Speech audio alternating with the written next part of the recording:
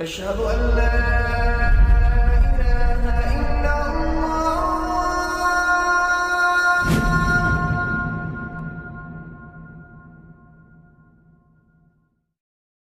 Raindrops media পরিবেশিত audio lecture series উম্মাহাতুল মুমিনিন। এই সিরিজে আলোচিত হবে রাসূলুল্লাহ মুহাম্মদ সাল্লাল্লাহু আলাইহি ওয়াসাল্লামের সম্মানিত স্ত্রীদের জীবন কথা। আলহামদুলিল্লাহ ওয়াসসালাতু ওয়াসসালামু আলা সাইয়্যিদিনা মুহাম্মদ ওয়া আলা আলিহি ওয়া সাহবিহি ওয়াসাল্লাম তাসলিমান কাসীরা। সাহাবায়ে কেরাম রাদিয়াল্লাহু আনহুম তারা রাসূলুল্লাহ সাল্লাল্লাহু আলাইহি ওয়াসাল্লামকে প্রাণ ভরে ভালোবাসতেন। প্রত্যেকেই নিজের জীবনের থেকেও রাসূলুল্লাহ সাল্লাল্লাহু আলাইহি ওয়াসাল্লামকে বেশি ভালোবাসতেন। তারা সবাই চাইতেন যদি আল্লাহ রাসূল সাল্লাল্লাহু আলাইহি ওয়াসাল্লামের সবচেয়ে প্রিয় মানুষটি হতে পারতেন। আমর ইবনুল আস রাদিয়াল্লাহু আনহু ছিলেন এমনই একজন সাহাবী। যদিও তিনি ইসলাম গ্রহণ করেছিলেন অনেক পরে, অর্থাৎ 7ম হিজরিতে হুদাইবিয়ার চুক্তির পরে তিনি ইসলাম কবুল করেছিলেন। এরপরও তিনি ভাবতেন হয়তোবা আল্লাহ রাসূল সাল্লাল্লাহু আলাইহি ওয়াসাল্লাম আমাকেই সবচেয়ে বেশি ভালোবাসেন। এই আশা নিয়ে একদিন আমর ইবনুল আস রাদিয়াল্লাহু আনহু হাজির হলেন আল্লাহ রাসূল সাল্লাল্লাহু আলাইহি ওয়াসাল্লামের খেদমতে। এরপর রাসূলুল্লাহ সাল্লাল্লাহু আলাইহি ওয়াসাল্লামকে জিজ্ঞাসা করলেন, ইয়া রাসূলাল্লাহ, আইয়ুন নাসি আহাব্বু ইলাইকা, মানুষের মধ্যে আপনার কাছে সবচেয়ে প্রিয় কে? রাসূলুল্লাহ সাল্লাল্লাহু আলাইহি ওয়াসাল্লাম জবাব দিলেন, আয়েশা। আমর বললেন, পুরুষদের মধ্যে সবচেয়ে প্রিয় কে? রাসূলুল্লাহ সাল্লাল্লাহু আলাইহি ওয়াসাল্লাম বললেন, আবুহা, অর্থাৎ তার পিতা আয়েশার পিতা। এই জবাব শুনে আমর ইবনুল আস কিছুটা আশাহত হলেন, কিন্তু পুরোপুরি হতাশ হলেন না। তিনি আবার প্রশ্ন করলেন, এরপর সবচেয়ে প্রিয় মানুষ কে? রাসূলুল্লাহ সাল্লাল্লাহু আলাইহি ওয়াসাল্লাম বললেন, ওমর ইবনুল খাত্তাব। আমর ইবনুল আস আবার জানতে চাইলেন এরপর কে সবচেয়ে বেশি প্রিয়। তখন রাসূলুল্লাহ সাল্লাল্লাহু আলাইহি ওয়াসাল্লাম আরও কয়েকজন সাহাবীর নাম বললেন। এই ঘটনা স্মরণ করে আমর ইবনুল আস পরবর্তীতে বর্ণনা করেছেন, আমার নামটি হয়তো অনেকের পেছনে পড়ে যায় কিনা এই ভয়ে আমি আর রাসূলকে জিজ্ঞাসা করলাম না, বরং চুপ থাকলাম। এই বর্ণনা থেকে আমরা জানতে পারছি রাসূলুল্লাহ সাল্লাল্লাহু আলাইহি ওয়াসাল্লামের সবচেয়ে প্রিয় মানুষ ছিলেন আয়েশা রাদিয়াল্লাহু আনহা, এবং এই কথা সরাসরি বলতে রাসূলুল্লাহ সাল্লাল্লাহু আলাইহি ওয়াসাল্লাম মোটেও দ্বিধা করতেন না। সাহাবায়ে কেরাম রাদিয়াল্লাহু আনহুম তারা সকলেই জানতেন আয়েশা রাদিয়াল্লাহু আনহা ছিলেন রাসূলুল্লাহ সাল্লাল্লাহু আলাইহি ওয়াসাল্লামের সবচেয়ে প্রিয় মানুষ। আজকের পর্বে আমরা তারই জীবনী জানব ইনশাআল্লাহ। আজ আমরা আলোচনা করব উম্মুল মুমিনিন হাবিবাতু রাসূলিল্লাহ সিদ্দিকা বিনতু সিদ্দিক আয়েশা বিনতু আবি বকরিন আস-সিদ্দিক রাদিয়াল্লাহু আনহুমা এর জীবনী। খাদিজা রাদিয়াল্লাহু আনহার মৃত্যুর পর আয়েশা রাদিয়াল্লাহু আনহা ছিলেন রাসূলুল্লাহ সাল্লাল্লাহু আলাইহি ওয়াসাল্লামের সবচেয়ে প্রিয়তমা স্ত্রী এবং সবচেয়ে প্রিয় মানুষ। কেন আয়েশা রাদিয়াল্লাহু আনহাকে আল্লাহ রাসূল সাল্লাল্লাহু আলাইহি ওয়াসাল্লাম সবচেয়ে বেশি ভালোবাসতেন? আয়েশা রাদিয়াল্লাহু আনহার বিশেষ বৈশিষ্ট্য, বিশেষত্ব এবং মর্যাদাগুলো কি কি? চলুন এই বিষয়ে বেশ কিছু পয়েন্ট জেনে নেওয়া যাক। বিভিন্ন হাদিসে আয়েশা রাদিয়াল্লাহু আনহা নিজেই তার অনন্য বৈশিষ্ট্যগুলো বর্ণনা করেছেন। তিনি বলেছেন, আমাকে এমন কিছু বৈশিষ্ট্য দেওয়া হয়েছে যা রাসূলের অন্য কোনো স্ত্রীকে দেওয়া হয়নি। এভাবে কোনো হাদিসে 10টি, আবার কোথাও 60টি, কিংবা কোথাও 9টি, অথবা এর থেকে কম কিংবা বেশি বিভিন্ন বৈশিষ্ট্য বর্ণনা এসেছে। সেই বর্ণনাগুলোকে একত্রিত করলে যা দেখা যায় সেটা হচ্ছে আয়েশা রাদিয়াল্লাহু আনহা বলেছেন, 1 নম্বর পয়েন্ট, রাসূলুল্লাহ সাল্লাল্লাহু আলাইহি ওয়াসাল্লাম আমাকে ছাড়া আর কাউকে কুমারী অবস্থায় বিয়ে করেননি। রাসূল আমাকে বিয়ে করেছেন 6 বছর বয়সে, আর 9 বছর বয়সে আমি তার কাছে যাই। 2 নম্বর পয়েন্ট, আয়েশা রাদিয়াল্লাহু আনহা বলেছেন, আমি ছাড়া আর কাউকে রাসূল এমন বিয়ে করেননি যার পিতামাতা উভয়েই ছিলেন মুসলিম এবং মুহাজির। উম্মুল মুমিনিনদের মধ্যে একমাত্র আয়েশা রাদিয়াল্লাহু আনহার পিতামাতা উভয়েই মুহাজির ছিলেন। 3য় পয়েন্ট, আয়েশা রাদিয়াল্লাহু আনহা বলেছেন, আমার ব্যাপারে সিদ্ধান্ত জানিয়ে আল্লাহ তাআলা আসমান থেকে আয়াত নাজিল করেছেন। 4র্থ পয়েন্ট, আয়েশা রাদিয়াল্লাহু আনহা বলেছেন, রাসূলের সাথে বিয়ের আগে ফেরেশতার মাধ্যমে আমার আকৃতি বা ছবি দেখানো হয়েছিল রাসূলকে। অন্য একটি বর্ণনায় এসেছে আয়েশা রাদিয়াল্লাহু আনহা বলেছেন, মায়ের গর্ভে আসার আগে থেকেই আমাকে বিশেষভাবে আকৃতি প্রদান করে সৃষ্টি করা হয়েছে রাসূলুল্লাহ সাল্লাল্লাহু আলাইহি ওয়াসাল্লামের জন্য। 5ম পয়েন্ট, আমি এবং আল্লাহর রাসূল একই সাথে একই পাত্র থেকে গোসল করতাম, যা আল্লাহর রাসূল অন্য কোনো স্ত্রীর সাথে করেননি। 6ষ্ঠ পয়েন্ট, তিনি আমার সাথে একই চাদর বা একই ল্যাপের নিচে থাকা অবস্থাতেও ওহী নাজিল হতো। এমনকি তার মাথা আমার উরুতে রাখা অবস্থাতেও ওহী নাজিল হয়েছিল, যা অন্য কোনো স্ত্রীর কাছে থাকা অবস্থায় হয়নি। সপ্তম পয়েন্ট, আয়েশা রাদিয়াল্লাহু আনহা বলেছেন, কখনো এমন হয়েছে তিনি যখন আমার ঘরে সালাত পড়তেন আমি তার সামনে শুয়ে থাকতাম। অর্থাৎ এখানে রাতে নফল সালাত বা তাহাজ্জুদ সালাতের কথা বোঝানো হয়েছে।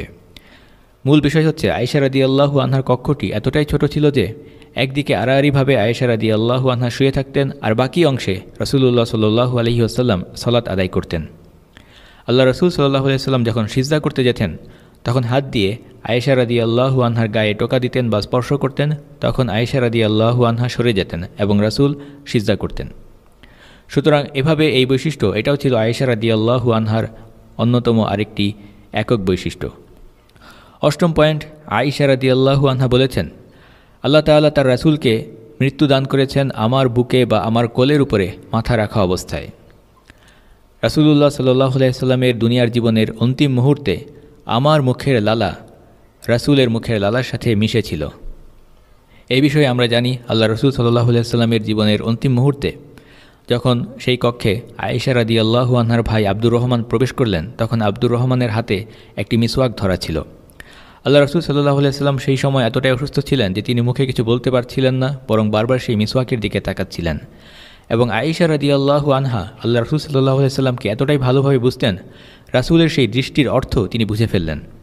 আয়েশা রাদিয়াল্লাহু আনহা তখন সেই মিসওয়াকটি নিয়ে আসেন এবং সেটা চিবিয়ে নরম করে আল্লাহ রাসূল সাল্লাল্লাহু আলাইহি সাল্লামকে দিয়েছিলেন, আর রাসূলুল্লাহ সাল্লাল্লাহু আলাইহি সাল্লাম সেই মিসওয়াক ব্যবহার করেছিলেন। এ কারণেই রাসূলুল্লাহ সাল্লাল্লাহু আলাইহি ওয়াসাল্লামের জীবনের অন্তিম মুহূর্তে বা তার মৃত্যুকালে আয়েশা রাদিয়াল্লাহু আনহার মুখের লালা আল্লাহ রাসূলের মুখের লালার সাথে মিশ্রিত ছিল।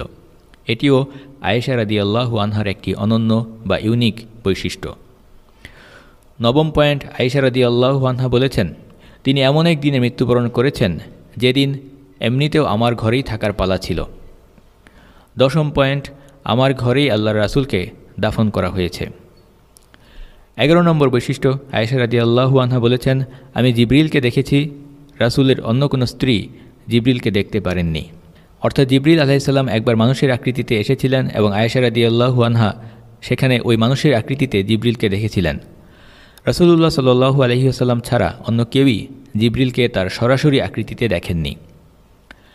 12 নম্বর পয়েন্ট, আয়েশা রাদিয়াল্লাহু আনহা বলেছেন, আমি ছিলাম রাসূলের স্ত্রীদের মধ্যে সবচেয়ে বেশি ভালোবাসাপ্রাপ্ত।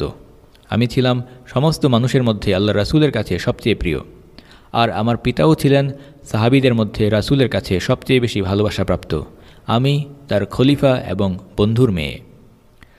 13 নম্বর পয়েন্ট, আয়েশা রাদিয়াল্লাহু আনহা বলেছেন, আমি সুগন্ধি তৈরি করতাম আর রাসূলুল্লাহ সাল্লাল্লাহু আলাইহি ওয়াসাল্লাম সেটা ব্যবহার করতেন, ফলে আমি ক্ষমা এবং উত্তম রিজিক প্রাপ্ত হতাম।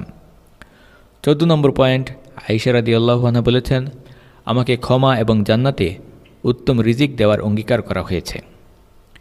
এই ধরনের আরও বহু গৌরবময় মর্যাদার কথা আয়েশা রাদিয়াল্লাহু আনহা নিজেও যেভাবে বর্ণনা করেছেন তেমনিভাবে আরও বহু সাহাবী থেকেও বর্ণিত হয়েছে। হাদিস এবং সিরাতের গ্রন্থে এই বর্ণনাগুলো পাওয়া যায়। এই 14টি বৈশিষ্ট্যকে সামারাইজ করলে বা সারসংক্ষেপ করলে মূলত 10টি পয়েন্ট পাওয়া যায়। এই পয়েন্টগুলোর মাধ্যমে আমরা আয়েশা রাদিয়াল্লাহু আনহার মর্যাদা এবং শ্রেষ্ঠত্ব বোঝার চেষ্টা করব।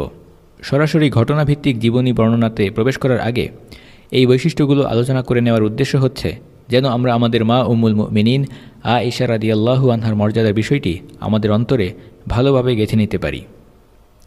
1 নম্বর বৈশিষ্ট্য হচ্ছে তিনি নির্বাচিত, অর্থাৎ রাসূলুল্লাহ সাল্লাল্লাহু আলাইহি ওয়াসাল্লামের স্ত্রী হিসেবে তিনি সরাসরি আল্লাহ তাআলা কর্তৃক নির্বাচিত এবং তাকে বিয়ে করার জন্য আল্লাহ তাআলা সরাসরি আদেশ করেছেন রাসূলুল্লাহ সাল্লাল্লাহু আলাইহি ওয়াসাল্লামকে। আমরা জানি উম্মাহাতুল মুমিনিনদের প্রত্যেকেই আল্লাহ তাআলা কর্তৃক নির্বাচিত এবং মনোনীত। এ কারণেই রাসূলুল্লাহ সাল্লাল্লাহু আলাইহি ওয়াসাল্লাম তাদেরকে বিয়ে করেছেন এবং আল্লাহ তাআলা সেগুলো কবুল করেছেন। তবে সমস্ত উম্মুল মুমিনিনদের মধ্যে শুধুমাত্র 2 জনের ক্ষেত্রে সরাসরি আল্লাহ তাআলার নির্দেশ ছিল যেন রাসূলুল্লাহ সাল্লাল্লাহু আলাইহি ওয়াসাল্লাম তাদেরকে বিয়ে করেন। তাদের মধ্যে একজন হচ্ছেন যায়নাব বিনতে জাহাশ রাদিয়াল্লাহু আনহা এবং অপরজন হচ্ছেন আজকে আমরা যাকে নিয়ে আলোচনা করছি অর্থাৎ উম্মুল মুমিনিন আয়েশা রাদিয়াল্লাহু আনহা। আয়েশা রাদিয়াল্লাহু আনহাকে বিয়ে করার নির্দেশ দিয়ে আল্লাহ তাআলা রাসূলের কাছে ওহী পাঠিয়েছিলেন স্বপ্নের মাধ্যমে। আমরা জানি নবীদের স্বপ্ন আল্লাহর পক্ষ থেকে ওয়াহি এবং নবীদের স্বপ্ন সত্য। পরপর 3 রাত রাসূলুল্লাহ সাল্লাল্লাহু আলাইহি ওয়াসাল্লামকে স্বপ্নে আয়েশা রাদিয়াল্লাহু আনহার ছবি দেখানো হয়েছিল এবং এই সম্পর্কিত হাদিসটি আয়েশা রাদিয়াল্লাহু আনহা নিজেই বর্ণনা করেছেন। রাসূলুল্লাহ সাল্লাল্লাহু আলাইহি ওয়াসাল্লাম আয়েশা রাদিয়াল্লাহু আনহাকে বলেছেন, তোমাকে বিয়ে করার আগে আমাকে 3 রাত তোমার ছবি স্বপ্নে দেখানো হয়েছিল। ইমাম তিরমিজি রাহিমাহুল্লাহ বর্ণনা করেছেন, জিবরিল আলাইহিসসালাম একটি প্রতিকৃতি সবুজ রঙের একটি রেশমি কাপড়ে জড়িয়ে রাসূলুল্লাহ সাল্লাল্লাহু আলাইহি ওয়াসাল্লামের কাছে এসেছিলেন এবং এরপর সেখানে আয়েশা রাদিয়াল্লাহু আনহার ছবি দেখিয়ে বলা হয়, ইনি হবেন দুনিয়া ও আখিরাতে আপনার স্ত্রী। রাসূলুল্লাহ সাল্লাল্লাহু আলাইহি ওয়াসাল্লাম বলেছেন, আমি দেখেছি একজন ফেরেশতা এক টুকরো রেশমি কাপড়ে জড়িয়ে আমার কাছে এলেন। এরপর আমি বললাম, আপনি নিকাব উন্মোচন করুন। তখন তিনি নিকাব উন্মোচন করলেন এবং আমি দেখতে পেলাম ওই মহিলা তুমি। তখন আমি বললাম, যদি এটা আল্লাহর পক্ষ থেকে হয়ে থাকে তাহলে তিনিই এর বাস্তবায়ন করবেন। সুতরাং এই বর্ণনা থেকে জানা যাচ্ছে আল্লাহ তাআলা নিজে উদ্যোগী হয়ে আয়েশা রাদিয়াল্লাহু আনহাকে বিয়ে করার নির্দেশ তার রাসূলের কাছে পাঠিয়েছিলেন। এই সম্পর্কে বর্ণনা আয়েশা রাদিয়াল্লাহু আনহার বিয়ের কাহিনীতে আরও বিস্তারিতভাবে আসবে ইনশাআল্লাহ। আয়েশা রাদিয়াল্লাহু আনহার দ্বিতীয় বৈশিষ্ট্য তার জ্ঞান, এবং এই পয়েন্টে আমরা বেশ কিছুটা সময় নিয়ে কথা বলবো ইনশাআল্লাহ। উম্মতের নারীদের মধ্যে সবচেয়ে জ্ঞানী ছিলেন আয়েশা রাদিয়াল্লাহু আনহা, এবং শুধু নারী নয়, নারী পুরুষ নির্বিশেষে ইলমের বিচারে যারা শ্রেষ্ঠ তাদের মধ্যে তিনি একজন। তিনি ছিলেন একজন ফকিহা, কোরআন হাদিসের উপরে সবচেয়ে বেশি বুঝ ছিল তার। বড় বড় সাহাবায়ে কেরাম কোনো বিষয় না বুঝলে বোঝার জন্য আয়েশা রাদিয়াল্লাহু আনহার কাছে আসতেন এবং সেসব বিষয়ে জিজ্ঞাসা করতেন। সাহাবী আবু মুসা আল আশআরী রাদিয়াল্লাহু আনহু বলেছেন, আমরা মুহাম্মদ সাল্লাল্লাহু আলাইহি ওয়াসাল্লামের সাহাবীরা কখনো কোনো কঠিন সমস্যার মুখোমুখি হলে আয়েশা রাদিয়াল্লাহু আনহার কাছে আসতাম এবং সেই বিষয়ে জানতে চাইতাম, তখন তিনি তার সমাধান করে দিতেন। ইমাম জুহরি রাহিমাহুল্লাহ, যিনি তাবেঈদের ইমাম বলে খ্যাত, তিনি মন্তব্য করেছেন, মানুষের মধ্যে সবচেয়ে বড় আলেম ছিলেন আয়েশা রাদিয়াল্লাহু আনহা। রাসূলুল্লাহ সাল্লাল্লাহু আলাইহি ওয়াসাল্লামের বড় বড় সাহাবীরা তার কাছে আসতেন এবং বিভিন্ন বিষয়ে প্রশ্ন করতেন। আয়েশা রাদিয়াল্লাহু আনহার জ্ঞানের বিস্তৃতি দেখে অবাক হয়ে যেতেন সবাই। একদিন আয়েশা রাদিয়াল্লাহু আনহার ভাগ্নে উরওয়া ইবনে জুবায়ের বললেন, আপনার জ্ঞান দেখে আমি অবাক হয়ে যাই। কোরআন হাদিস, ইসলামী আইন কানুন, আরবের ইতিহাস এবং বংশধারার জ্ঞানে আপনিই সেরা। আমি ভাবতাম, এত কিছু আপনি কিভাবে শিখলেন? এরপর একদিন নিজেই নিজেকে বললাম, এতে অবাক হওয়ার কি আছে, কারণ আপনার স্বামী ছিলেন আল্লাহর রাসূল আর আপনার পিতা ছিলেন কুরাইশদের মধ্যে শ্রেষ্ঠ জ্ঞানী, তাদের কাছ থেকেই এসব শিখেছেন। কিন্তু এখন দেখছি আপনি চিকিৎসাবিদ্যা সম্পর্কে অনেক কিছু জানেন, এটা আপনি কোথায় শিখলেন? ভাগ্নের কথা শুনে আয়েশা রাদিয়াল্লাহু আনহা বললেন, উরওয়া, আল্লাহর রাসূল যখন অসুস্থ ছিলেন তখন বহু ডাক্তার এসে তার চিকিৎসা করেছে, তাদেরকে দেখে আমি চিকিৎসার নিয়ম কানুনও শিখে নিয়েছি। সুবহানাল্লাহ, এমনই বুদ্ধিমতী ছিলেন আমাদের মা উম্মুল মুমিনিন আয়েশা রাদিয়াল্লাহু আনহা। তিনি ছিলেন এই উম্মতের শ্রেষ্ঠ জ্ঞানী নারী। এবং আলেমদের মতে শুধুমাত্র এই উম্মত নয়, বরং যে কোনো নবীর উম্মতের মধ্যেই ইলমের বিচারে আয়েশা রাদিয়াল্লাহু আনহা সকল নারীকে ছাড়িয়ে গেছেন। ইমাম জুহরি রাহিমাহুল্লাহ বলেছেন, যদি উম্মতের সমস্ত মানুষের জ্ঞান এবং রাসূলুল্লাহ সাল্লাল্লাহু আলাইহি ওয়াসাল্লামের সকল স্ত্রীদের জ্ঞান একত্র করা হয়, তবে তাদের মধ্যে আয়েশা রাদিয়াল্লাহু আনহার জ্ঞানের বিস্তৃতি এবং প্রশস্ততা বেশি হবে। অন্য সূত্রে তিনি বলেছেন, সমস্ত নারী জাতির জ্ঞান এবং আয়েশা রাদিয়াল্লাহু আনহার জ্ঞান যদি একত্রিত করা হয় তাহলে আয়েশার জ্ঞানের পাল্লাই ভারী হবে, শ্রেষ্ঠ হবে। আয়েশা রাদিয়াল্লাহু আনহা ছিলেন কোরআনের একজন হাফেজা। রাসূলুল্লাহ সাল্লাল্লাহু আলাইহি ওয়াসাল্লামের ইন্তেকালের সময় তার বয়স ছিল 18 বছর। এরপর 57 হিজরিতে 66 বছর বয়সে ইন্তেকাল করেন আমাদের মা উম্মুল মুমিনিন আয়েশা রাদিয়াল্লাহু আনহা। এই মধ্যবর্তী দীর্ঘ সময় রাসূলুল্লাহ সাল্লাল্লাহু আলাইহি ওয়াসাল্লামের ইন্তেকালের পরের যে সময়টুকু আয়েশা রাদিয়াল্লাহু আনহা তার জীবনের সেই বাকি সময় কাটিয়েছেন এই উম্মতের নারী পুরুষকে কোরআন এবং হাদিসের জ্ঞান শিখিয়ে। তিনি ছিলেন সর্বাধিক হাদিস বর্ণনাকারীদের একজন। আয়েশা রাদিয়াল্লাহু আনহা রাসূলুল্লাহ সাল্লাল্লাহু আলাইহি ওয়াসাল্লামের কাছ থেকে 2210টি হাদিস বর্ণনা করেছেন। একটি মত অনুসারে যারা সবচেয়ে বেশি হাদিস বর্ণনা করেছেন তাদের মধ্যে আয়েশা রাদিয়াল্লাহু আনহার অবস্থান চতুর্থ, আর নারীদের মধ্যে তিনিই সবচেয়ে বেশি হাদিস বর্ণনা করেছেন। আর একক উৎস থেকে হাদিস বর্ণনা করার ক্ষেত্রে শীর্ষে আছেন আয়েশা রাদিয়াল্লাহু আনহা। অন্যান্য সাহাবীরা যেমন আবু হুরায়রা কিংবা ইবনে আব্বাস রাদিয়াল্লাহু আনহুমা তারা নিজস্ব উৎস থেকে বর্ণনার পাশাপাশি অন্যান্য সাহাবীদের থেকেও রাসূলুল্লাহ সাল্লাল্লাহু আলাইহি ওয়াসাল্লামের হাদিস বর্ণনা করেছেন। কিন্তু আয়েশা রাদিয়াল্লাহু আনহা নিজে থেকে সরাসরি রাসূলুল্লাহ সাল্লাল্লাহু আলাইহি ওয়াসাল্লামের যতগুলো হাদিস বর্ণনা করেছেন এত বেশি সংখ্যায় আর কেউ বর্ণনা করতে পারেননি। অন্যান্য স্ত্রীদের তুলনায় আয়েশা রাদিয়াল্লাহু আনহার ইলমি শ্রেষ্ঠত্বের বেশ কিছু কারণ রয়েছে।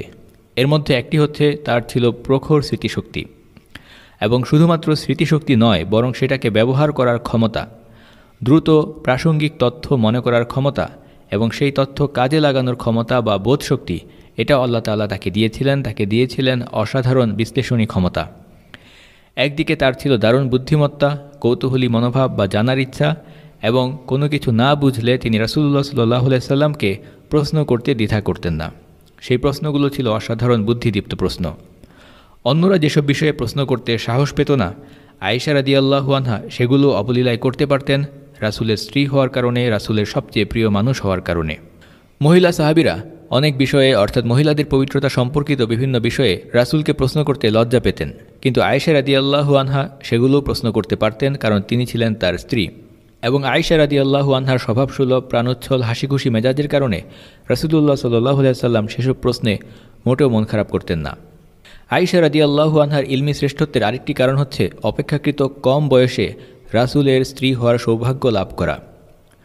সুবহানাল্লাহ, যদি কোনো ব্যক্তি শুধুমাত্র এই বিষয়টি নিয়ে চিন্তা করে, তাহলে সে বুঝতে পারবে কেন আয়েশা রাদিয়াল্লাহু আনহাকে আল্লাহ তাআলা বিশেষভাবে নির্বাচিত করেছিলেন রাসূলের স্ত্রী হিসেবে। যে বয়সটাতে আজকাল মানুষ স্কুল কলেজে পড়ে, সেই বয়সে অর্থাৎ 9 থেকে 18 বছর সময়ের পুরোটাই আয়েশা রাদিয়াল্লাহু আনহা ছিলেন রাসূলুল্লাহ সাল্লাল্লাহু আলাইহি ওয়াসাল্লামের সহধর্মিণী হিসেবে। আরেক অর্থে তিনি ছিলেন রাসূলুল্লাহ সাল্লাল্লাহু আলাইহি ওয়াসাল্লামের শিক্ষার্থী। খাদিজা রাদিয়াল্লাহু আনহা বাদে অন্যান্য স্ত্রীদের মধ্যে আয়েশা রাদিয়াল্লাহু আনহা রাসূলুল্লাহ সাল্লাল্লাহু আলাইহি ওয়াসাল্লামকে বেশি সময় পেয়েছেন। তিনি প্রায় 8 বছর এবং 5 মাস সময় পেয়েছেন রাসূলুল্লাহ সাল্লাল্লাহু আলাইহি ওয়াসাল্লামের সাথে। সাউদা রাদিয়াল্লাহু আনহা বৃদ্ধা হয়ে যাওয়ার কারণে তার সাথে থাকার দিনগুলো আয়েশা রাদিয়াল্লাহু আনহাকে দিয়ে দেন। ফলে অন্যান্য স্ত্রীরা যেখানে প্রতি 8 দিনে একবার আল্লাহ রাসূলকে কাছে পেতেন, সেখানে আয়েশা রাদিয়াল্লাহু আনহা প্রতি 8 দিনে 2 দিন সময় পেতেন রাসূলুল্লাহ সাল্লাল্লাহু আলাইহি ওয়াসাল্লামের কাছে থাকার। এছাড়া অন্যান্য স্ত্রীদের তুলনায় আয়েশা রাদিয়াল্লাহু আনহার বিয়ে হয়েছিল আগে। এ কারণে আয়েশা রাদিয়াল্লাহু আনহা রাসূলের কাছ থেকে বেশি বিষয় জানার এবং শেখার সুযোগ পেয়েছেন। রাসূলুল্লাহ সাল্লাল্লাহু আলাইহি ওয়াসাল্লামের নিবিড় সাহচর্য এবং তারবিয়াত বা প্রশিক্ষণ থেকে তিনি কত কিছু যে শিখেছেন তার বহু দৃষ্টান্ত রয়েছে হাদিসের গ্রন্থ জুড়ে। আয়েশা রাদিয়াল্লাহু আনহার ইলমি শ্রেষ্ঠত্বের আরেকটি কারণ হচ্ছে তার নিজের ঘরেই ওহী নাজিল হতো। আয়েশা রাদিয়াল্লাহু আনহা বলেছেন, সূরা বাকারা এবং সূরা নিসা নাজিলের সময় আমি রাসূলুল্লাহ সাল্লাল্লাহু আলাইহি ওয়াসাল্লামের কাছেই ছিলাম। সুতরাং রাসূলুল্লাহ সাল্লাল্লাহু আলাইহি ওয়াসাল্লামের জীবনসঙ্গিনী হওয়ার কারণে এবং বিভিন্ন ঘটনায় রাসূলের পাশে থাকার কারণে একেবারে কাছ থেকে তিনি যে বিষয়গুলো দেখেছেন, যেভাবে বুঝেছেন, সেই সুযোগ আর কেউ লাভ করেননি। এ কারণে আয়েশা রাদিয়াল্লাহু আনহা বিভিন্ন হাদিসের প্রেক্ষাপট এবং ব্যাখ্যা জানতেন এবং সেগুলো বোঝার ক্ষমতা আল্লাহ তাআলা তাকে দিয়েছিলেন।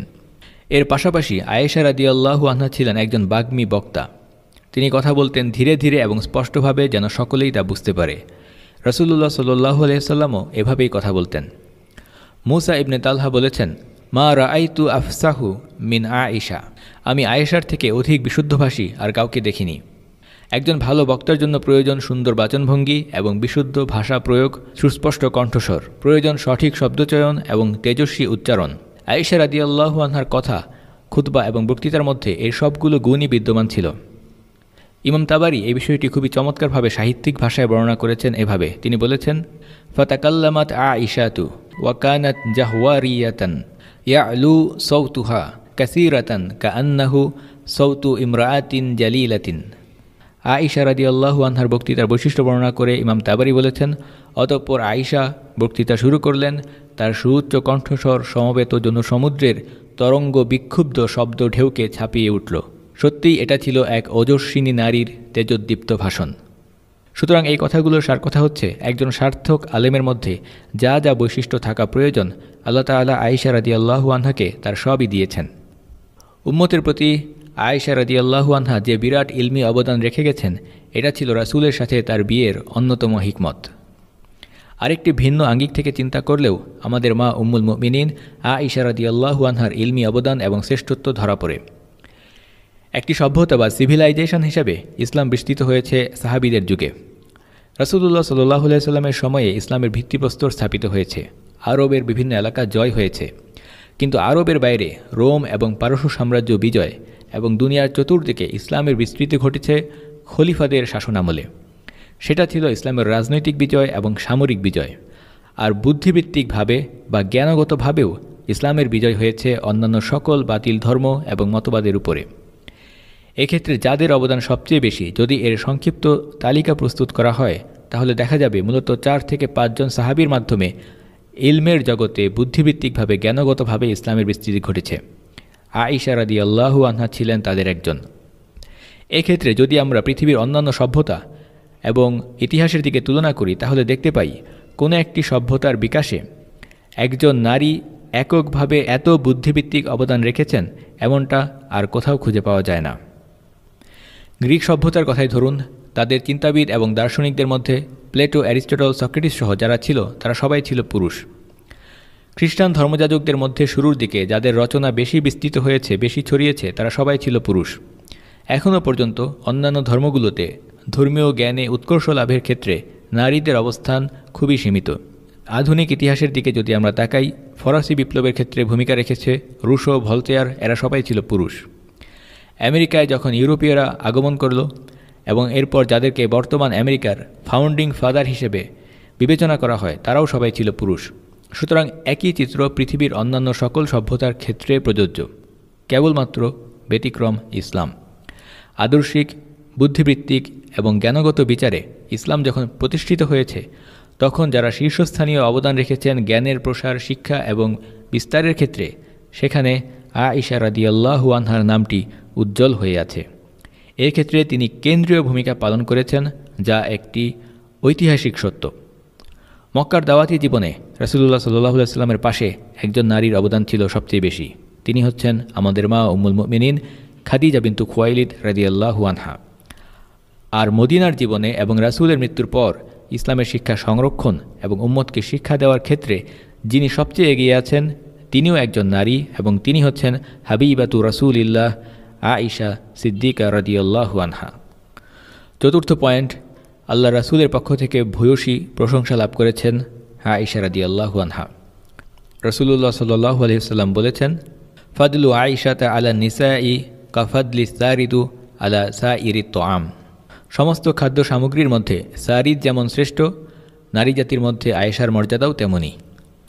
সারিদ এক প্রকার খাবার যাকে আরবের শ্রেষ্ঠ খাবার মনে করা হয়। অন্য বর্ণনায় আয়েশা রাদিয়াল্লাহু আনহার শ্রেষ্ঠত্ব সম্পর্কে রাসূলুল্লাহ সাল্লাল্লাহু আলাইহি ওয়াসাল্লাম বলেছেন, পুরুষদের মধ্যে অনেকেই কামালিয়াত বা পারফেকশন বা উৎকর্ষতা অর্জন করেছে, কিন্তু স্ত্রীলোকদের মধ্যে ইমরানের কন্যা মারিয়াম এবং ফিরআউনের স্ত্রী আসিয়া ব্যতীত কেউই কামালিয়াত বা উৎকর্ষতা অর্জন করতে পারেনি। এরপর হাদিসের বাকি অংশে এসেছে, খাদ্যের মধ্যে সারিদের মর্যাদা যেমন শ্রেষ্ঠ, নারী জাতির মধ্যে আয়েশার মর্যাদাও তেমনি। যেসব নারী কামালিয়াত বা উৎকর্ষতা বা পরিপূর্ণতা অর্জন করেছেন তাদের তালিকায় আরও 2 জন নারীর নাম এসেছে অন্য হাদিসে। তাবারানীতে উল্লেখিত হাদিসে খাদিজা বিনতু খুয়াইলিদ এবং ফাতিমা বিনতে মুহাম্মদ রাদিয়াল্লাহু আনহুমা, তাদের দুজনের নামও এসেছে। আলেমদের ব্যাখ্যায় এখানে কামালিয়াত অর্থ হচ্ছে আল্লাহ তাআলার উলাইয়া বা অলির মর্যাদা লাভ করা।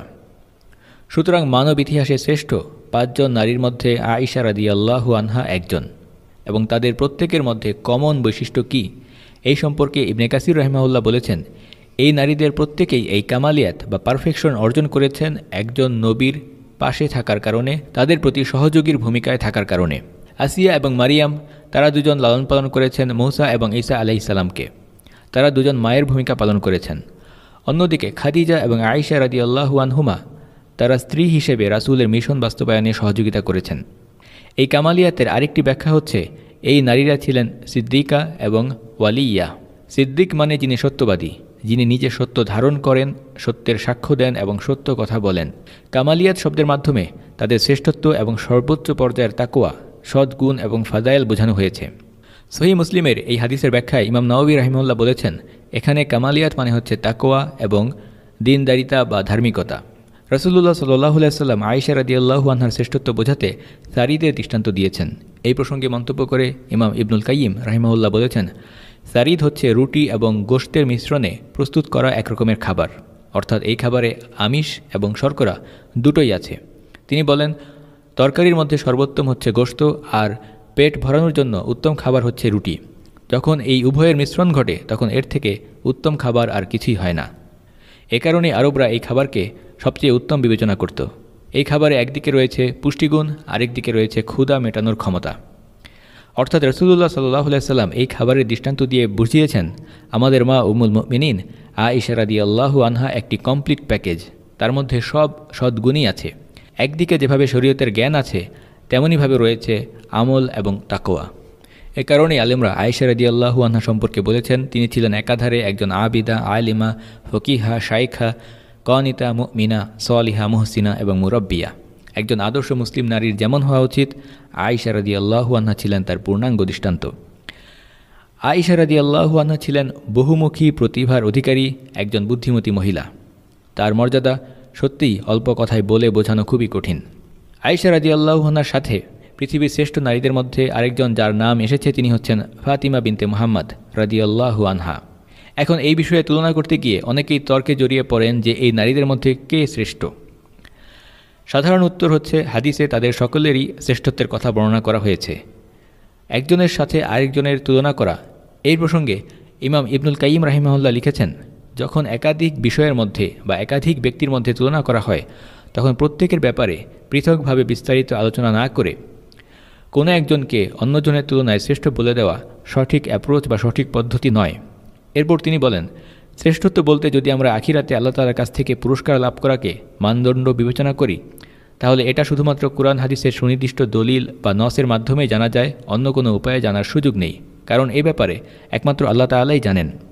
কেননা আমলের বিচার করা হয় মানুষের অন্তরের অবস্থার ভিত্তিতে। আর এখানে শ্রেষ্ঠত্ব বলে যদি কেউ বংশীয় শ্রেষ্ঠত্বকে বোঝান, তাহলে নিঃসন্দেহে ফাতিমা রাদিয়াল্লাহু আনহা তাদের সকলের থেকে উত্তম। এক্ষেত্রে ফাতিমা রাদিয়াল্লাহু আনহার সাথে ফাতিমার বোনেরা ছাড়া প্রতিদ্বন্দ্বিতা করার মতো কেউই নেই। আর যদি ইমানে অগ্রগামী হওয়া, ইসলাম কবুল করা এবং মক্কার সেই প্রথম জিন্দেগিতে মুসলিমরা যে নিদারুণ দুঃখ দুর্দশা এবং কষ্ট সহ্য করেছেন, সেগুলো সহ্য করা এবং রাসূলকে সাহায্য করা বোঝানো হয়, তাহলে খাদিজা বিনতু খুয়াইলিদ রাদিয়াল্লাহু আনহা তাদের মধ্যে শ্রেষ্ঠ। আর যদি শ্রেষ্ঠত্ব বিচার করা হয় জ্ঞানের উৎকর্ষতা, দ্বীনি খেদমত, ইসলামের শিক্ষা এবং রাসূলের হেদায়েত প্রচারের ক্ষেত্রে, তাহলে এখানে আয়েশা রাদিয়াল্লাহু আনহার থেকে শ্রেষ্ঠ কেউই নেই। আয়েশা রাদিয়াল্লাহু আনহার শ্রেষ্ঠত্ব এবং মর্যাদার পঞ্চম পয়েন্ট হচ্ছে তার ইবাদত বন্দেগী, দুনিয়া বিমুখতা, জুহুদ বা অল্পে সন্তুষ্ট থাকা। ফরজ ইবাদতের পাশাপাশি নফল ইবাদতে সালাত, সিয়াম, সাদকা, দানশীলতা, এক্ষেত্রে আয়েশা রাদিয়াল্লাহু আনহার জীবনে অনেক অসাধারণ ঘটনা আছে। দিন এবং রাতের বেশিরভাগ সময়ে আয়েশা রাদিয়াল্লাহু আনহা ব্যস্ত থাকতেন আল্লাহ তাআলার ইবাদত বন্দেগীতে। তিনি নিয়মিত চারটি সালাত আদায় করতেন এবং তিনি বলতেন, আমার মৃত পিতাও যদি কবর থেকে উঠে এসে বলেন এই সালাত পড়ার দরকার নেই, তবুও আমি এই সালাত পড়া ছাড়ব না। আয়েশা রাদিয়াল্লাহু আনহা বছরের অধিকাংশ সময় সিয়াম রাখতেন। কিছু কিছু বর্ণনায় এসেছে, বছরের যেই কয়দিন সিয়াম রাখা নিষিদ্ধ, সেই দিনগুলো বাদে সব সময় সিয়াম অবস্থায় থাকতেন আয়েশা রাদিয়াল্লাহু আনহা। একবার আরাফার দিনে আয়েশা রাদিয়াল্লাহু আনহা সিয়াম রাখলেন এবং তখন ছিল প্রচণ্ড গরম এবং সূর্যের তাপ এত বেশি ছিল যে লোকেরা তাদের মাথায় পানির ছিটা দিচ্ছিল। এই অবস্থা দেখে আয়েশা রাদিয়াল্লাহু আনহার ভাই আব্দুর রহমান বললেন, এই প্রচণ্ড গরমে সিয়াম রাখার কী দরকার আছে? যেহেতু এটা নফল সিয়াম ছিল, এ কারণে আব্দুর রহমান একথা বলেছেন। আয়েশার ভাই আব্দুর রহমান বললেন, আপনি ইফতার করে ফেলতে পারেন। জবাবে আয়েশা রাদিয়াল্লাহু আনহা বললেন, আমি রাসূলুল্লাহ সাল্লাল্লাহু আলাইহি ওয়াসাল্লামের মুখ থেকে শুনেছি, আরাফার দিনে সিয়াম রাখলে সারা বছরের গুনাহ মাফ হয়ে যায়। এরপরেও আমি এই সিয়াম ভেঙে ফেলব? অর্থাৎ আয়েশা রাদিয়াল্লাহু আনহা সেই গরমের দিনেও কষ্ট করে সিয়াম রাখলেন এবং সেটা ভাঙলেন না। ষষ্ঠ পয়েন্ট, কুরআনের 10টি আয়াত নাজিল হয়েছে আয়েশা রাদিয়াল্লাহু আনহার মর্যাদা বর্ণনা প্রসঙ্গে। আমরা জানি কোরআনে 3 জন এমন ব্যক্তির ব্যাপারে আলোচনা করা হয়েছে যাদেরকে অপবাদ দেওয়া হয়েছিল অথচ তারা ছিলেন নির্দোষ। সেই 3 ব্যক্তি হচ্ছেন ইউসুফ আলাইহিস সালাম, ঈসা আলাইহিস সালামের মা মারিয়াম এবং আয়েশা রাদিয়াল্লাহু আনহা। প্রথম দুজনের ক্ষেত্রে তাদেরকে নির্দোষ ঘোষণা করেছে কারা? ইউসুফ আলাইহিস সালামকে নির্দোষ ঘোষণা করেছে মিশরের মহিলারা। মারিয়াম আলাইহিস সালামের ক্ষেত্রে তাকে নির্দোষ ঘোষণা করেছেন তার শিশুপুত্র ঈসা আলাইহিস সালাম। আর আয়েশা রাদিয়াল্লাহু আনহার ক্ষেত্রে তাকে নির্দেশ ঘোষণা করেছেন কে এবং কিভাবে? সরাসরি আল্লাহ তাআলা আয়াত নাজিল করে আয়েশা রাদিয়াল্লাহু আনহাকে অপবাদ থেকে মুক্তি দিয়েছেন, তাকে নির্দোষ ঘোষণা করেছেন। সূরা নূরের 10টি আয়াত নাজিল করেছেন আল্লাহ তাআলা। এভাবে কুরআনের আয়াত নাজিল হওয়ার মাধ্যমে আয়েশা রাদিয়াল্লাহু আনহার মর্যাদা এবং নির্দোষিতা ঘোষণা হওয়া তার একটি অসাধারণ অনন্য মর্যাদা। এ বিষয়টি বোঝার জন্য আমাদের খেয়াল রাখা উচিত, কোরআন খুবই সারসংক্ষিপ্ত একটি কিতাব। এখানে অযথা অপ্রয়োজনে কোনো কিছুই আলোচনা করা হয়নি। সেখানে এত সারসংক্ষিপ্ত কিতাবে আল্লাহ তাআলা 10টি আয়াত পরপর নাজিল করেছেন আয়েশা রাদিয়াল্লাহু আনহার ব্যাপারে। সুবহানাল্লাহ, আল্লাহ তাআলা কত মর্যাদা দিয়েছেন আমাদের মা উম্মুল মুমিনিন আয়েশা রাদিয়াল্লাহু আনহাকে। এর বাইরে তায়াম্মুমের আয়াত নাজিল হয়েছে আয়েশা রাদিয়াল্লাহু আনহার জীবনের একটি ঘটনার কারণে, যেই প্রসঙ্গে আলোচনা সামনের দিকে ইনশাল্লাহ আসবে। সপ্তম বৈশিষ্ট্য, আয়েশা রাদিয়াল্লাহু আনহাকে ভালোবাসা সকলের জন্য ওয়াজিব এবং ঈমানের দাবি। রাসূলুল্লাহ সাল্লাল্লাহু আলাইহি ওয়াসাল্লামের সবচেয়ে প্রিয়তমা স্ত্রী ছিলেন আয়েশা রাদিয়াল্লাহু আনহা। একটি বর্ণনা এসেছে, আয়েশা রাদিয়াল্লাহু আনহা প্রায়ই এই ভালোবাসা সম্পর্কে রাসূলের কাছে প্রশ্ন করতেন। একবার তিনি প্রশ্ন করলেন, ইয়া রাসূলুল্লাহ, আপনি আমাকে কেমন ভালোবাসেন, কতটা ভালোবাসেন? জবাবে রাসূলুল্লাহ সাল্লাল্লাহু আলাইহি ওয়াসাল্লাম বললেন, আমার এবং তোমার ভালোবাসা রশির গিটের মতো। আয়েশা রাদিয়াল্লাহু আনহা জানতে চাইলেন, কেমন গিট? রাসূলুল্লাহ সাল্লাল্লাহু আলাইহি ওয়াসাল্লাম বললেন, বিপরীতমুখী দুইটি গিটের বন্ধনের মতো। অর্থাৎ এই ভালোবাসা এতই মজবুত যা কখনো দুর্বল হয় না, যা কখনো ছুটে যায় না। আয়েশা রাদিয়াল্লাহু আনহার প্রতি রাসূলুল্লাহ সাল্লাল্লাহু আলাইহি ওয়াসাল্লামের ভালোবাসা কত বেশি ছিল সেটা রাসূলুল্লাহ সাল্লাল্লাহু আলাইহি ওয়াসাল্লামের অন্তিম অসুস্থতা এবং মৃত্যুর ঘটনাতেই সেই প্রমাণ পাওয়া যায়। রাসূলুল্লাহ সাল্লাল্লাহু আলাইহি ওয়াসাল্লাম যখন অন্তিম অসুস্থ হয়ে পড়েন, সেই অবস্থায় তিনি বারবার জিজ্ঞাসা করতেন, আগামীকাল আমি কার ঘরে থাকব, আগামীকাল আমি কার ঘরে থাকব? এই প্রশ্ন শুনেই অন্যান্য উম্মুল মুমিনিনরা বুঝে নিলেন রাসূলুল্লাহ সাল্লাল্লাহু আলাইহি ওয়াসাল্লাম থাকতে চাচ্ছেন আয়েশার ঘরে। এ কারণে জীবনের শেষ দিনগুলোতে রাসূলুল্লাহ সাল্লাল্লাহু আলাইহি ওয়াসাল্লাম আর ঘর বদল করেননি।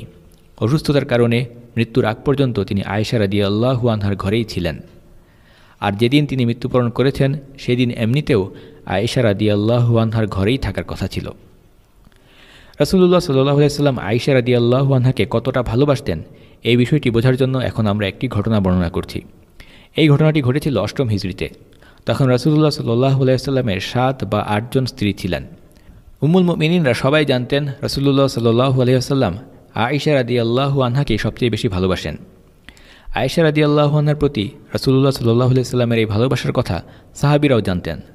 এ কারণে রাসূলুল্লাহ সাল্লাল্লাহু আলাইহি ওয়াসাল্লাম যেদিন আয়েশার ঘরে থাকতেন সেদিন সাহাবীরা বেশি বেশি হাদিয়া পাঠাতেন, বেশি বেশি উপহার পাঠাতেন। এর মাধ্যমে সাহাবীরা মূলত আল্লাহ রাসূল সাল্লাল্লাহু আলাইহি ওয়াসাল্লামকে খুশি করার চেষ্টা করতেন, তার মন জয় করার চেষ্টা করতেন। কিন্তু এই বিষয়ে অন্যান্য স্ত্রীরা, অন্যান্য উম্মুল মুমিনিনরা মনক্ষুণ্ণ হলেন, কারণ স্বাভাবিকভাবেই তারাও চাইতেন রাসূলুল্লাহ সাল্লাল্লাহু আলাইহি ওয়াসাল্লাম যখন যেই স্ত্রীর ঘরে থাকবেন তখন যেন সাহাবায়ে কেরাম সেখানেও কিছু হাদিয়া পাঠায়, উপহার পাঠায়। কিন্তু এই বিষয়টি কিভাবে সমাধান হতে পারে? কার হিম্মত আছে আল্লাহ রাসূলের কাছে গিয়ে এই কথাটি বলবে? তখন অন্যান্য উম্মুল মুমিনিনরা সবাই মিলে বুদ্ধি করলেন এবং ঠিক করলেন ফাতিমা রাদিয়াল্লাহু আনহা এই কথাটি গিয়ে বলবেন রাসূলুল্লাহ সাল্লাল্লাহু আলাইহি ওয়াসাল্লামের কাছে।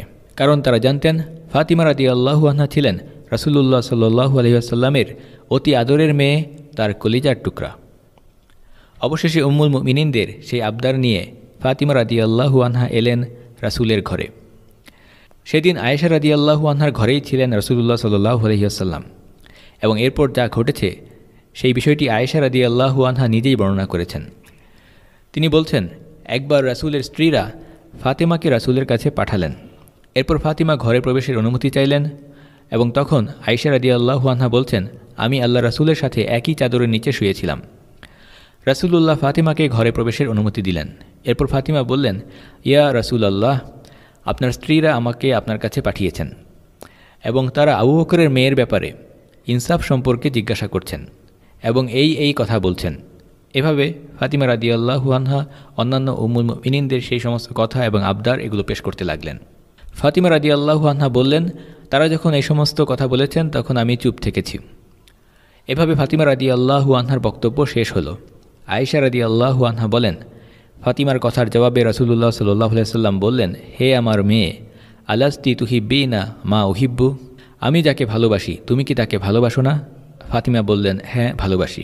তখন রাসূলুল্লাহ সাল্লাল্লাহু আলাইহি ওয়াসাল্লাম বললেন, ফা আহিব্বি হাযিহি, তাহলে অবশ্যই তুমি এই নারীকে ভালোবাসবে। এই বলে তিনি আয়েশা রাদিয়াল্লাহু আনহার দিকে ইঙ্গিত করলেন। হাদিসের এই অংশের উপরে মন্তব্য করে উলামায়ে কেরাম বলেছেন, এখানে রাসূলুল্লাহ সাল্লাল্লাহু আলাইহি ওয়াসাল্লাম আদেশ করেছেন, নির্দেশ দিয়েছেন।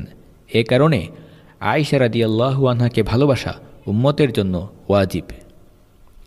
এরপর ফাতিমা রাদিয়াল্লাহু আনহা সেখান থেকে উঠে রাসূলুল্লাহ সাল্লাল্লাহু আলাইহি ওয়াসাল্লামের অন্য স্ত্রীদের কাছে গেলেন এবং রাসূল যা জবাব দিয়েছেন সেটা জানালেন। উম্মুল মুমিনিনরা দেখলেন ফাতিমা রাদিয়াল্লাহু আনহাকে পাঠিয়েও এই বিষয়টির কোনো সমাধান করা গেল না। তারা ভাবলেন হয়তোবা মেয়ে হিসেবে পিতার প্রতি শ্রদ্ধাবোধ এবং অধিক ভালোবাসা, এইসব কারণে তিনি বিষয়টা কার্যকর যুক্তি সহকারেই উপস্থাপন করতে পারেননি।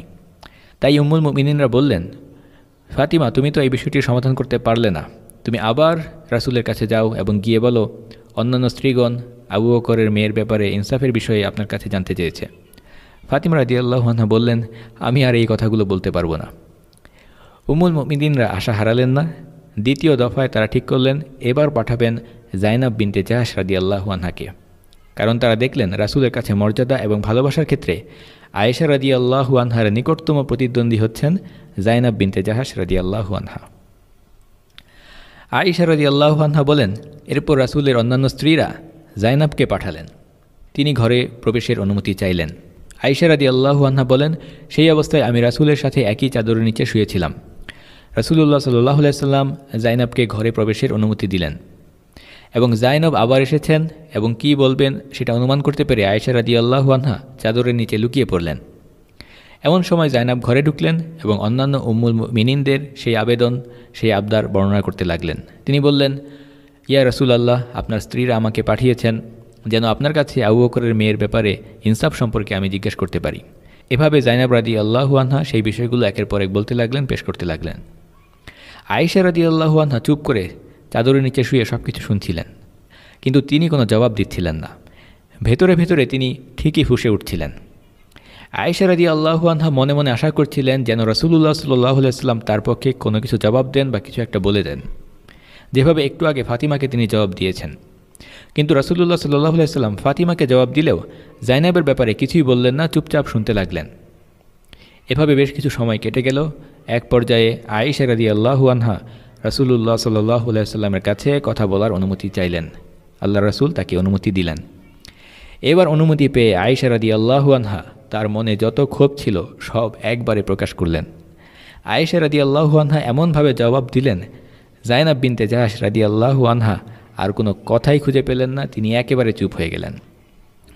এখানে আসলে বিষয়টা কী ঘটছে সেটা আমাদের বোঝা খুব জরুরি। রাসূলুল্লাহ সাল্লাল্লাহু আলাইহি ওয়াসাল্লামের স্ত্রীরা সবাই চাইতেন যদি তাকেই সবচেয়ে বেশি ভালোবাসতেন আল্লাহ রাসূল সাল্লাল্লাহু আলাইহি ওয়াসাল্লাম, আর এই বিষয়টি কে না চাইবে। কিন্তু ভালোবাসা তো আসলে অন্তরের একটা বিষয়, যেটা মানুষ নিয়ন্ত্রণ করতে পারে না, এটা মানুষের সাধ্যের বাইরে। যেটা সাধ্যের মধ্যে আছে সেটা হচ্ছে স্ত্রীদের মধ্যে সমতা রক্ষা করা, এবং সেক্ষেত্রে নিঃসন্দেহে আল্লাহ রাসূল সাল্লাল্লাহু আলাইহি ওয়াসাল্লাম তার স্ত্রীদের মধ্যে সমতা রক্ষা করতেন। যেমন তিনি প্রত্যেককে সমান সময় দিতেন, প্রত্যেকের জন্য সমপরিমাণ অর্থ খরচ করতেন, এক্ষেত্রে তিনি সমতা রাখতেন। কিন্তু অন্তরের যে বিষয় বা ভালোবাসার যে অনুভূতি, এটা তো সময় বা টাকা পয়সার মতো ভাগ করা যায় না। এ কারণেই আমরা দেখি রাসূলুল্লাহ সাল্লাল্লাহু আলাইহি ওয়াসাল্লাম আল্লাহ তাআলার কাছে দোয়া করে বলতেন, আল্লাহুম্মা হাযিহি কিসমাতি ফীমা আমলিকু ফালা তালুমনি ফীমা তামলিকু ওয়ালা আমলিকু। অর্থাৎ, হে আল্লাহ, এটা হচ্ছে স্ত্রীদের সাথে আমার সমতা এবং সুবিচার, যেটা আমি নিয়ন্ত্রণ করতে পারি, আর যেটা আমার নিয়ন্ত্রণের সাধ্যের বাইরে সেই জন্য আল্লাহ তুমি আমাকে ক্ষমা করে দিও। অর্থাৎ আয়েশা রাদিয়াল্লাহু আনহার প্রতি এই যে ভালোবাসা, এটা তো আমি নিয়ন্ত্রণ করতে পারি না। যদিও এই জন্য তিনি দায়ী নন, তবুও বিনয়বশত আল্লাহ তাআলার কাছে রাসূলুল্লাহ সাল্লাল্লাহু আলাইহি ওয়াসাল্লাম এই দোয়া করতেন। এ কারণে জাইনাব বিনতে জাহাশ রাদিয়াল্লাহু আনহা যখন আয়েশা রাদিয়াল্লাহু আনহার ঘরে এসে উম্মুল মুমিনিনদের আবদার পেশ করছিলেন, তখন আয়েশা রাদিয়াল্লাহু আনহার মধ্যে গীরা বা গায়রত জেগে উঠল। এই গীরা মানে হচ্ছে ইতিবাচক ঈর্ষাবোধ। বাংলা ভাষায় এটাকে অনুবাদ করে এক শব্দে বলে বোঝানো খুব কঠিন, তবে এর ব্যাখ্যা হচ্ছে এমন একটা ঈর্ষা যে কারণে কাউকে নিন্দা করা যায় না। কারো প্রতি ভালোবাসা কিংবা কারো প্রতি অধিকার অনুভব করলে তাকে বেশি কাছে পাওয়া এবং ধরে রাখার যে অনুভূতি, এটাকেই বলা যায় গীরা বা গায়রত। সুতরাং জাইনাব বিনতে জাহাশের কথা শুনে রাসূলের প্রতি আয়েশা রাদিয়াল্লাহু আনহার অন্তরে গীরা জেগে উঠল। আর আয়েশা রাদিয়াল্লাহু আনহা রাসূলুল্লাহ সাল্লাল্লাহু আলাইহি ওয়াসাল্লাম সম্পর্কে বলতেন, মুহাম্মদ সাল্লাল্লাহু আলাইহি ওয়াসাল্লামের মতো ব্যক্তি যেই নারীর স্বামী, সেই নারী কিভাবে তার স্বামীর ব্যাপারে ঈর্ষা না করে থাকতে পারে। আয়েশা রাদিয়াল্লাহু আনহা আরও বলতেন, মিশরের মহিলারা ইউসুফকে দেখে তাদের আঙ্গুল কেটে ফেলেছিল, আর তারা যদি আমার মাহবুবকে দেখত, অর্থাৎ রাসূলুল্লাহ সাল্লাল্লাহু আলাইহি ওয়াসাল্লামকে দেখত, তাহলে তারা তাদের কলিজা কেটে ফেলত।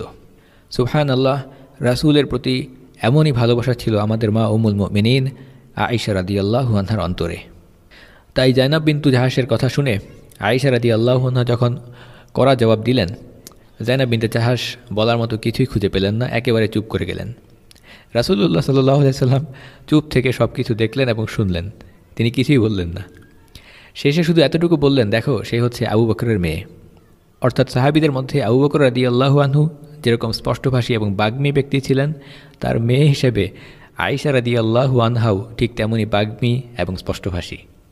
তাবেঈ আহনাব বিন কায়েস রাহিমাহুল্লাহ তিনি বলেছেন, আমি আবু বকরের খুতবা শুনেছি, ওমরের খুতবা শুনেছি, ওসমানের খুতবা শুনেছি, আলীর খুতবা শুনেছি। এবং তিনি বললেন, তার দিন পর্যন্ত, তার সময় পর্যন্ত যতজন ব্যক্তি খলিফা হয়েছে তিনি তাদের সবার খুতবা শুনেছেন। কিন্তু আয়েশা রাদিয়াল্লাহু আনহার মতো এত অনুপ্রেরণাদায়ী এবং সুন্দর খুতবা তিনি কখনও কোনো মানুষের মুখ থেকে শুনেননি। জাইনাব বিনতু জাহাশ রাদিয়াল্লাহু আনহা, তার মিশন ব্যর্থ হলো। তিনি ব্যর্থ হয়ে ফিরে গেলেন অন্যান্য উম্মুল মুমিনিনদের কাছে এবং গিয়ে বললেন, আমি কিছুই করতে পারলাম না। ঘটনা এখানেই শেষ নয়। এবার তৃতীয় দফা, উম্মুল মুমিনিন রাদিয়াল্লাহু আনহুন্না এবার পাঠালেন উম্মে সালামাকে। উম্মুল মুমিনিনদের মধ্যে আয়েশা রাদিয়াল্লাহু আনহার পর রাসূলের কাছে সবচেয়ে প্রিয় দুইজন স্ত্রী ছিলেন জাইনাব বিনতু জাহাশ এবং উম্মু সালামা রাদিয়াল্লাহু আনহুমা। উম্মে সালামা ছিলেন বুদ্ধিমতী, বিচক্ষণ একজন নারী এবং সাউদা রাদিয়াল্লাহু আনহা বাদে রাসূলের অন্যান্য স্ত্রীদের মধ্যে বয়স্কা এবং বেশ রসিক মহিলা। তিনি আবারও এসে রাসূলের স্ত্রীদের সেই দাবি পেশ করলেন রাসূলুল্লাহ সাল্লাল্লাহু আলাইহি সাল্লামের কাছে। এবারে তিনি বেশ কৌশল করে বললেন, আয়েশা যেভাবে কল্যাণ পছন্দ করে, ইয়া রাসূলুল্লাহ, আমরাও তো সেই কল্যাণ পেতে চাই। অর্থাৎ এই কথার মাধ্যমে তিনি বোঝালেন, আয়েশার ঘরে থাকার সময় লোকেরা যেভাবে বেশি বেশি হাদিয়া পাঠায়, যদি রাসূলুল্লাহ সাল্লাল্লাহু আলাইহি সাল্লাম সাহাবীদেরকে বলে দিতেন, তাহলে অন্যান্য স্ত্রীদের ঘরে থাকার সময়েও সেই একইভাবে তারা হাদিয়া পাঠাত।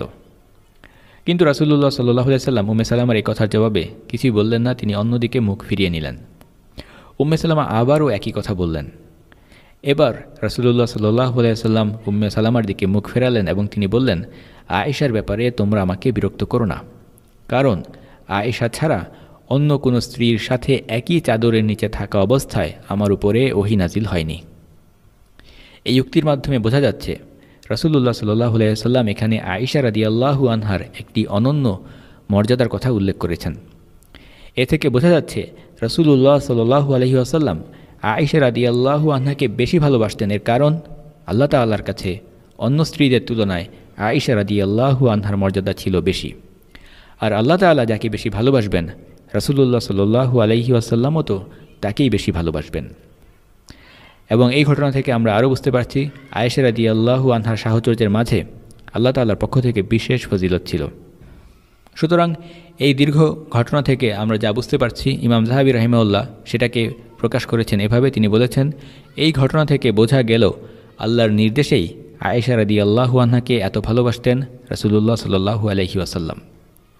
অন্যান্য উম্মুল মুমিনিনদের এই যে আবেদন আবদার, সেই ঘটনা স্মরণ করে আয়েশা রাদিয়াল্লাহু আনহা বলেন, এই ঘটনায় আমার স্বতন্ত্র বৈশিষ্ট্যের প্রকাশ পেয়েছে, যে কারণে আমি রাসূলের অন্য স্ত্রীদের উপরে গর্ব করতাম। সুতরাং উম্মত হিসেবে আমাদের করণীয় হচ্ছে আল্লাহ এবং তার রাসূল যাকে মর্যাদা দিয়েছেন, যাকে ভালোবেসেছেন, সেই উম্মুল মুমিনিন আয়েশা রাদিয়াল্লাহু আনহাকে ভক্তি করা, শ্রদ্ধা করা এবং ভালোবাসা। এবারে আসুন জেনে নেওয়া যাক আয়েশা রাদিয়াল্লাহু আনহার প্রতি বিদ্বেষ পোষণকারীদের পরিণতি কী। আয়েশা রাদিয়াল্লাহু আনহাকে যদি কেউ গালমন্দ করে বা তার শানে নাজিলকৃত আয়াতের ব্যাপারে সন্দেহ পোষণ করে, তাহলে সেই ব্যক্তি ইসলাম থেকে বের হয়ে যাবে। এবং এই ব্যাপারে আহলে সুন্নাত ওয়াল জামাত একমত। সমস্ত উম্মুল মুমিনিনদের মধ্যে আয়েশা রাদিয়াল্লাহু আনহা বিশেষ সম্মান এবং মর্যাদার অধিকারী। এর কারণ হচ্ছে আল্লাহ তাআলা আয়েশা রাদিয়াল্লাহু আনহা সম্পর্কে সরাসরি আয়াত নাজিল করেছেন। এই প্রসঙ্গে ইমাম মালিক রাহিমাহুল্লাহ বলেছেন, যেই ব্যক্তি ওমর এবং আবু বকরকে অভিশাপ দেয়, তাদের শাস্তি হচ্ছে তাদেরকে বেঁধে প্রহার করতে হবে, দৌড়া মারতে হবে। আর যে ব্যক্তি আয়েশাকে নিয়ে বাজে কথা বলবে, তার শাস্তি হচ্ছে মৃত্যুদণ্ড। লোকেরা অবাক হয়ে ইমাম মালিককে জিজ্ঞাসা করল, আয়েশার বেলায় মৃত্যুদণ্ড কেন? তিনি বললেন, কারণ আল্লাহ তাআলা নিজে আয়েশা সম্পর্কে পবিত্র কুরআনে 10টি আয়াত নাজিল করেছেন। এরপর ইমাম মালিক রাহিমাহুল্লাহ এই আয়াতটি তিলাওয়াত করলেন। يعظكم الله أن تعودوا لمثله أبدا إن كنتم مؤمنين। আল্লাহ তাআলা বলেছেন, আল্লাহ তোমাদেরকে সতর্ক করে দিচ্ছেন আর কখনোই এই ধরনের কিছু না বলার জন্য, যদি তোমরা মুমিন হয়ে থাকো। এই জন্য ইমাম মালিক রাহিমাহুল্লাহ বলতেন, যে ব্যক্তি আয়েশা রাদিয়াল্লাহু আনহার উপরে অপবাদ দেয়, সে কোরআনের আয়াতকেই প্রত্যাখ্যান করে। আর যদি কোনো মুসলিম কোরআনের আয়াতকে প্রত্যাখ্যান করে, তাহলে তার শাস্তি মৃত্যুদণ্ড। হাম্বলি মাযহাবের বিজ্ঞ আলিম আবু ইয়ালা রাহিমাহুল্লাহ বলেন, যে ব্যক্তি আয়েশা রাদিয়াল্লাহু আনহার ব্যাপারে অভিযোগ দেবে, অপবাদ আরোপ করবে, আল্লাহ তাআলা তাকে ইসলাম থেকে বের করে দেবেন এবং সে উম্মতের সর্বসম্মতিক্রমে কাফের হয়ে যাবে। ইবনুল কাইয়িম রাহিমাহুল্লাহ বলেছেন, সমস্ত বিজ্ঞ আলেমগণ এই বিষয়ে একমত, যে ব্যক্তি আয়েশা রাদিয়াল্লাহু আনহার বিরুদ্ধে অভিযোগ দিবে, অপবাদ দেবে, সে কাফের, সে আর মুসলিম থাকবে না। রাসূলুল্লাহ সাল্লাল্লাহু আলাইহি ওয়াসাল্লামের সিরাত থেকে আমরা জানি, একটি ঘটনার প্রেক্ষিতে মুনাফিকরা আয়েশা রাদিয়াল্লাহু আনহার বিরুদ্ধে একটি জঘন্য অপবাদ দিয়েছিল এবং কুৎসা রটনা করেছিল। ঠিক একইভাবে যদি বর্তমান সময়ে কেউ আয়েশা রাদিয়াল্লাহু আনহার বিরুদ্ধে কটু মন্তব্য করে বা কুৎসা রচনা করে, তাহলে সেই ব্যক্তি আর মুসলিম থাকবে না। আয়েশা রাদিয়াল্লাহু আনহার ব্যাপারে মর্যাদা এবং শ্রেষ্ঠত্বের ব্যাপারে নবম বৈশিষ্ট্য, তিনি রাসূলুল্লাহ সাল্লাল্লাহু আলাইহি ওয়াসাল্লামের কাছ থেকে বিশেষ খাস দোয়া পেয়েছেন। রাসূলুল্লাহ সাল্লাল্লাহু আলাইহি ওয়াসাল্লাম দোয়া করেছেন যেন আল্লাহ তাআলা আয়েশা রাদিয়াল্লাহু আনহার সমস্ত গুনাহ মাফ করে দেন। আল্লাহ রাসূল সাল্লাল্লাহু আলাইহি ওয়াসাল্লাম দোয়া করেছেন এভাবে, আল্লাহুম্মা গফির লি আয়েশাতা মা তাকাদ্দামা মিন জানাবিহা ওয়া মা তাআক্খারা মা আসররাত ওয়া মা আ'লানাত। হে আল্লাহ, আপনি আয়েশার আগের এবং পরের প্রকাশ্য এবং অপ্রকাশ্য সমস্ত গুনাহ ক্ষমা করে দিন। আয়েশা রাদিয়াল্লাহু আনহা এই ঘটনা বর্ণনা করেছেন। তিনি বলেছেন, একদিন আমি আল্লাহ রাসূলকে হাসি খুশি দেখলাম, প্রফুল্ল দেখলাম। তখন আমি বললাম, আল্লাহ রাসূল, আপনি আমার জন্য আল্লাহর কাছে দোয়া করুন। তখন রাসূলুল্লাহ সাল্লাল্লাহু আলাইহি ওয়াসাল্লাম এই দোয়াটি করেছিলেন। এই দোয়া শুনে আয়েশা রাদিয়াল্লাহু আনহা এত খুশি হলেন, তিনি হাসতে হাসতে তার কোলের উপরে পড়ে গেলেন। রাসূল বললেন, আমার দোয়া তোমাকে এতটা আনন্দিত করেছে? আয়েশা রাদিয়াল্লাহু আনহা বলেন, এই দোয়াতে আমি কেন আনন্দিত হব না? তখন রাসূলুল্লাহ সাল্লাল্লাহু আলাইহি ওয়াসাল্লাম বললেন, আল্লাহর কসম, এই দোয়া আমি প্রত্যেক সালাতের পরে আমার উম্মতের জন্য করি। সুতরাং রাসূলুল্লাহ সাল্লাল্লাহু আলাইহি ওয়াসাল্লাম আমাদের জন্য দোয়া করেছেন যেন আল্লাহ তাআলা আমাদের আগের এবং পরের প্রকাশ্য এবং অপ্রকাশ্য সমস্ত গুনাহ ক্ষমা করে দেন। রাসূলুল্লাহ সাল্লাল্লাহু আলাইহি ওয়াসাল্লাম উম্মতের জন্য সাধারণভাবে যে দোয়াটা করতেন, সেটা সুনির্দিষ্টভাবে বিশেষভাবে আয়েশা রাদিয়াল্লাহু আনহার জন্য করেছেন, যেটা আয়েশা রাদিয়াল্লাহু আনহার জন্য অনেক বড় একটি অর্জন, বিশেষ মর্যাদা এবং সম্মানের কারণ। শুধু রাসূলুল্লাহ সাল্লাল্লাহু আলাইহি ওয়াসাল্লামের কাছ থেকে নয়, আয়েশা রাদিয়াল্লাহু আনহা জিবরিল আলাইহিস সালামের পক্ষ থেকেও সালাম পেয়েছেন, আর সালাম মানেই দোয়া। রাসূলুল্লাহ সাল্লাল্লাহু আলাইহি ওয়াসাল্লাম একবার আয়েশা রাদিয়াল্লাহু আনহার ঘরে ছিলেন। তখন রাসূলুল্লাহ সাল্লাল্লাহু আলাইহি ওয়াসাল্লাম আয়েশাকে বললেন, ইয়া আইশু, হাজা জিবরিলু তাকরাউ আলাইকিস সালাম। রাসূলুল্লাহ বললেন, ইয়া আইশু। আল্লাহ রাসূল সাল্লাল্লাহু আলাইহি ওয়াসাল্লাম আয়েশাকে ভালোবেসে, আদর করে, স্নেহ করে তার নামকে সংক্ষিপ্ত করে ডাকতেন। তিনি এভাবে বলতেন, আইশু। তিনি বললেন, এই হচ্ছে জিবরিল, সে তোমাকে সালাম দিয়েছে। কিন্তু আয়েশা রাদিয়াল্লাহু আনহা সেই ঘরে কাউকে দেখতে পেলেন না। সুতরাং এটি ছিল আল্লাহ রাসূল সাল্লাল্লাহু আলাইহি ওয়াসাল্লামের জন্য একটি মুজিজা যে জিবরিল আলাইহিস সালাম যখন উপস্থিত হতেন, রাসূলুল্লাহ সাল্লাল্লাহু আলাইহি ওয়াসাল্লাম তাকে দেখতে পেতেন, কিন্তু আয়েশা রাদিয়াল্লাহু আনহা তাকে দেখতে পাননি। যদি কখনও জিবরিল আলাইহিস সালাম কোনো মানুষের আকৃতিতে আসতেন, তখন অন্যান্য সাহাবীরাও তাকে দেখতে পেতেন। যাই হোক, এই ঘটনায় আয়েশা রাদিয়াল্লাহু আনহা জিবরিলকে দেখতে পেলেন না, রাসূল তাকে দেখতে পেলেন এবং তিনি বললেন, জিবরিল তোমাকে সালাম দিয়েছেন। আয়েশা রাদিয়াল্লাহু আনহা জবাবে বললেন, ওয়া আলাইহিস সালাম ওয়া রাহমাতুল্লাহি ওয়া বারাকাতুহু। আর তিনি বললেন, আপনি যাকে দেখতে পান, আমরা তাকে দেখতে পাই না। আরেকবার আরেকটি ঘটনায় আয়েশা রাদিয়াল্লাহু আনহা একজন সুদর্শন ব্যক্তির আকৃতিতে জিবরিল আলাইহিস সালামকে দেখেছিলেন, একজন অচেনা সুদর্শন ব্যক্তির আকৃতিতে। আয়েশা রাদিয়াল্লাহু আনহা তাকে দেখে চিনতে পারেননি। তখন রাসূলুল্লাহ সাল্লাল্লাহু আলাইহি ওয়াসাল্লাম বলেছিলেন, এই সুদর্শন ব্যক্তি তিনি আর কেউ নন, তিনি হচ্ছেন জিবরিল আলাইহিস সালাম। এখানে দ্বিতীয় হাদিসে লক্ষণীয় বিষয় হচ্ছে, আল্লাহ তাআলা চাইলে জিবরিল আলাইহিস সালাম আগের মতো এমনভাবে আসতে পারতেন যখন শুধুমাত্র রাসূলুল্লাহ সাল্লাল্লাহু আলাইহি ওয়াসাল্লামই তাকে দেখতে পাবেন এবং আয়েশা রাদিয়াল্লাহু আনহা তাকে দেখতে পেতেন না। কিন্তু এই দ্বিতীয় ঘটনায় আল্লাহ তাআলা